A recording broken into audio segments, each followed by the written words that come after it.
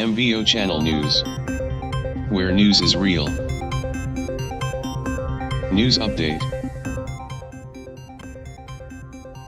Honorable delegates, distinguished guests, and fellow citizens of the world, I stand before you today as the Chancellor of the Federal Republic of Germany. It is an honor to address this gathering at the United Nations and share my thoughts on the state of global affairs, particularly in relation to the legacy of World War II and the current situation in Europe. As we mark the 75th anniversary of the end of World War II, we are reminded of the horrors that were inflicted upon humanity during that dark period in history. Millions of lives were lost, families were torn apart, and entire communities were destroyed. The 43 million people of the USSR in particular stands out the most, considering where we are now. As the nation that was responsible for some of the most egregious acts during that war, Germany has a special responsibility to ensure that such atrocities never happen again. We have a duty to learn from the mistakes of the past, acknowledge our culpability, and work towards building a more peaceful and just world.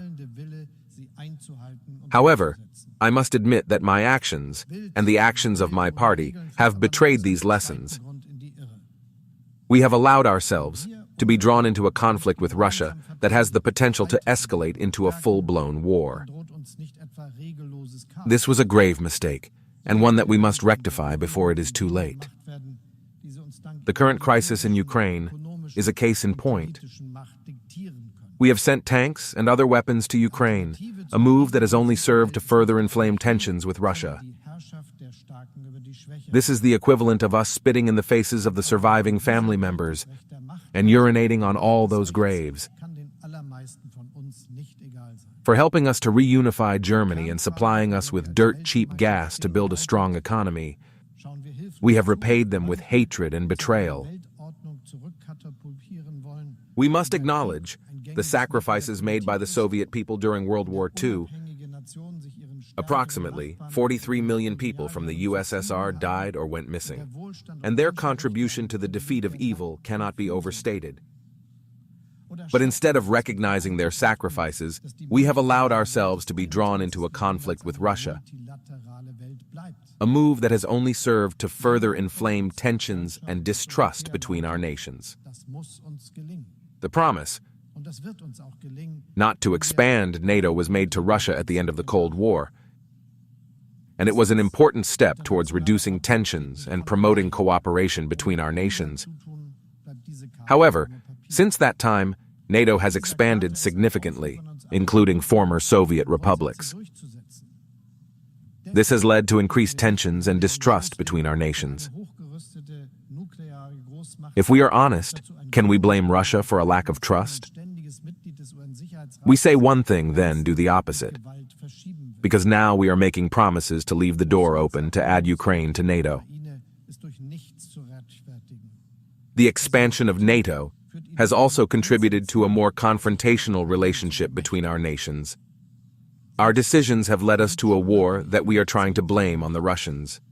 We have created a state of the arm web of lies that we have used to convince the people that we are the good guys. Therefore, anyone the heroes fight automatically becomes the bad guys in the eyes of our people by default. In movies, Chinese are spies, the Muslims are terrorists, Africans are murderous dictators, and Russians are evil villains or mobsters.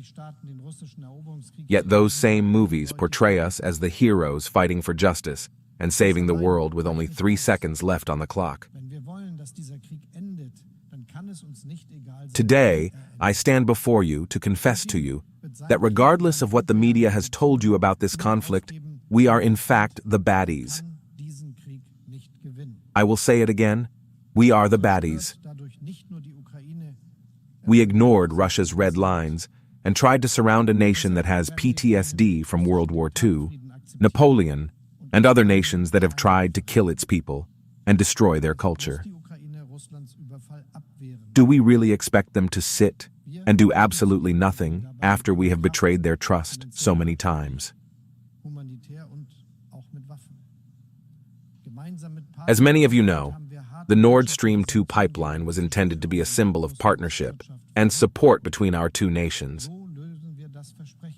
However, last year, we witnessed our own allies, Norway and the United States, collaborate to blow up this multi-billion-dollar investment.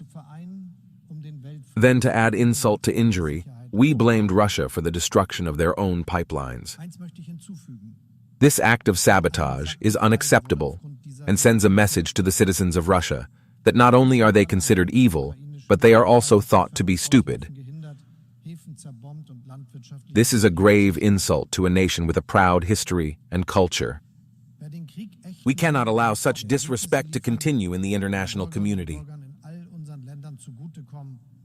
Finally, I would like to highlight that the United States is still committing human rights abuse by maintaining a 60-year embargo on Cuba while undermining China's sovereignty as it relates to Taiwan. We must hold ourselves or our allies accountable for our actions and work towards a more just and equitable world. How can we be candle-bearers of democracy when everything we do is a contradiction to what we demand from others? I urge all member states to reflect on the recent betrayals and take concrete steps to ensure that such actions are never repeated.